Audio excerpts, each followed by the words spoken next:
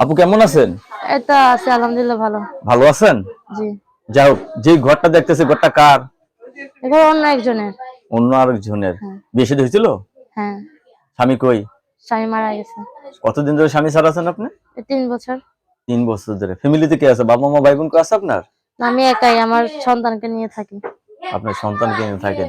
হঠাৎ বিয়ে বসতে চাচ্ছেন, কারণটা কি? চাচ্ছি, কষ্টে আছে থেকে তো প্রতিবেদনের সামনে আসছে, যদি ভালো একজন মানুষ পায় যে আমাদের দায়িত্ব নিয়ে আমাদের পাশে দাঁড়াবে, ওরকম একজন মানুষ পেলে জীবন সঙ্গী বানাবো। এরকম একটা মানুষ চাচ্ছেন জীবন সঙ্গী করার জন্য। হ্যাঁ। এই যে এত বছর ধরে স্বামী ছাড়া আছেন, মানুষের নানান কথা বলে না? বললে কি আর করার আছে, সমাজে তো 10 জন তো 10 রকম কথা বলবে। সমাজের লোকের কান দিলে কি আমার চলবে? চলবে না। ঠিক। আপনি এখন বিয়ে করতে চাচ্ছেন। হ্যাঁ। আপনার ফ্যামিলিতে কে আছে? বাবা মা ভাই বোন কেউ আছে? না, কেউ নাই, আমি আর আমার সন্তান। আপনি সন্তান। বাসা ভাড়া নিয়ে থাকেন নাকি? হ্যাঁ, বাসা ভাড়া থাকি। বাসা কত টাকা বাসা ভাড়া দেন? 2000 টাকা। 2000 টাকা। এটাই তো আপনার উপর জুলুম হয়ে যায়। হ্যাঁ। আসলে নারীর জীবনে একলা চলতে পারে না, একটা পুরুষও একলা চলতে পারে না। পুরুষের দরকার। হ্যাঁ। অনেকের বউ মারা গেছে, বউ চলে গেছে, এরা যদি আপনার প্রেমে ক্রাশ হয়ে বিয়ে করতে চায়, কোনো সমস্যা নাই, তারা যদি আমার পাশে দাঁড়াতে পারে আমিও তাদের পাশে দাঁড়াবো। এরা যদি আপনার পাশে দাঁড়াতে পারে আপনিও হ্যাঁ। তাদের পাশে দাঁড়াতে পারবেন না?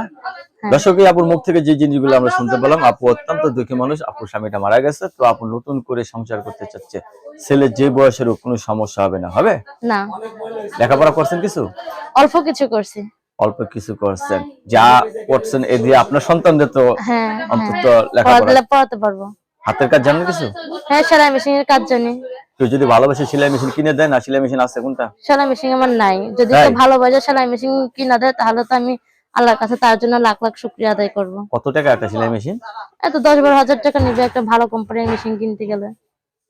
দর্শক, এই আপুর মুখ থেকে আমরা যে কথাগুলো শুনলাম, আপু অত্যন্ত সরল সোজা মানুষ। আপু, আপনার কাছে ধন্যবাদ আমার চ্যানেল সময় দেওয়ার জন্য। পরবর্তী প্রেমের ভিডিওর জন্য অবশ্যই অপেক্ষা করবেন।